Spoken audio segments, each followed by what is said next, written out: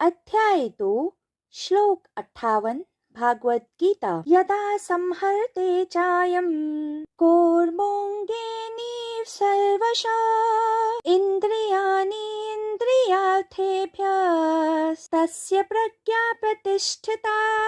अनुवाद। जैसे कछुआ अपने सब अंगों को समेट लेता है, वैसे ही जिसने अपनी सब इंद्रियों को उनके विषय भोगों से खींच लिया है, वह दिव्य ज्ञान में स्थापित होता है। व्याख्या।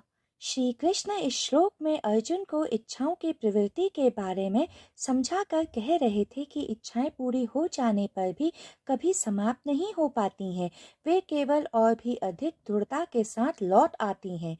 श्रीमद् भागवतम में कहा गया है कि इंद्रियों की इच्छाओं को पूरा करने से वे तृप्त नहीं होती हैं, वैसे ही जैसे अग्नि में घी की आहुति देने से वह बुझती नहीं बल्कि और अधिक दृढ़ता से प्रज्वलित हो जाती है। तो योगेश्वर श्री कृष्ण कह रहे थे कि जैसे कछुआ खतरा भांपकर अपने शरीर के सारे अंगों को अपने खोल के अंदर खींचकर अपनी रक्षा करता है, वैसे ही क्योंकि प्रबुद्ध बुद्ध मनुष्य का अपनी इंद्रियों पर समान रूप से नियंत्रण है, वह स्थिति के अनुसार अपनी इंद्रियों को सिकोड़ सकता है। योगिक प्रणाली में इंद्रियों के दो रूप होते हैं, बाहरी इंद्रियां और आंतरिक इंद्रियां। तो श्री कृष्ण जब कछुए का उदाहरण देकर कह रहे हैं कि प्रबुद्ध बुद्ध मनुष्य इंद्रियों को सिकोड़ लेता है, तो इसका अर्थ यह नहीं होता है कि वह अपनी बाहरी इंद्रियों को नष्ट कर देता है, जैसे आंख फोड़ना, कान फोड़ना, जीभ काटना आदि।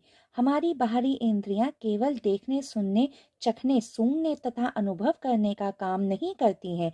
इनके पीछे देखने, सुनने, चखने, सूंघने तथा अनुभव करने की वासना छिपी होती है। यह वासना ही असली आंतरिक इंद्रिय है। बाहरी इंद्रियों को नष्ट करके उनके अंतर की वासना नष्ट नहीं होती है, बल्कि जैसे अग्नि में घी की आहुति डालने से वह बुझती नहीं बल्कि और अधिक दृढ़ता से प्रज्वलित होती है, वैसे ही नष्ट हो जाने के कारण इंद्रियों की अभिव्यक्ति का जो माध्यम कट जाता है, उस कारण आंतरिक इंद्रियों की वासना और प्रबल हो जाती है और विक्षिप्त की तरह दौड़ने लगती है। अगर हम आंख फोड़ देते हैं तो देखना बंद नहीं कर देते हैं, बल्कि आंखें ना होने के कारण 24 घंटे सपने देखते रहते हैं, क्योंकि बाहरी आंखें नष्ट होने के कारण हम बाहरी दुनिया को तो नहीं देख सकते हैं, परंतु हमारे देखने की वासना तो नष्ट नहीं हुई है, इसलिए हम सपने ही देख लेते हैं। तो स्पष्ट है कि योगेश्वर श्री कृष्ण बाहरी नहीं आंतरिक इंद्रियों को सिकोड़ने के बारे में कह रहे हैं, परंतु अब प्रश्न यह उठता है कि अंतर की इंद्रियों को कैसे सिकोड़ा जाए। इसका उत्तर महात्मा बुद्ध ने दिया है कि जो अंतर कंपन है वो पता चलते ही रुक जाता है। अंतर की इंद्रियों को सिकोड़ना नहीं पड़ता है, केवल इनका बोध होना ही कि आंतरिक इंद्रियां हैं इनको सिकोड़ देता है। तो जैसे ही पता चलता है कि भीतर वासना उठी, कुछ ना करें, बस आंख बंद कर लें और देखें कि भीतर वासना किस आंतरिक इंद्रिय से उठ रही है, उसके प्रति सजग हो जाएं, तो आप पाएंगे कि अंतर इंद्रिय सिकुड़ गई है।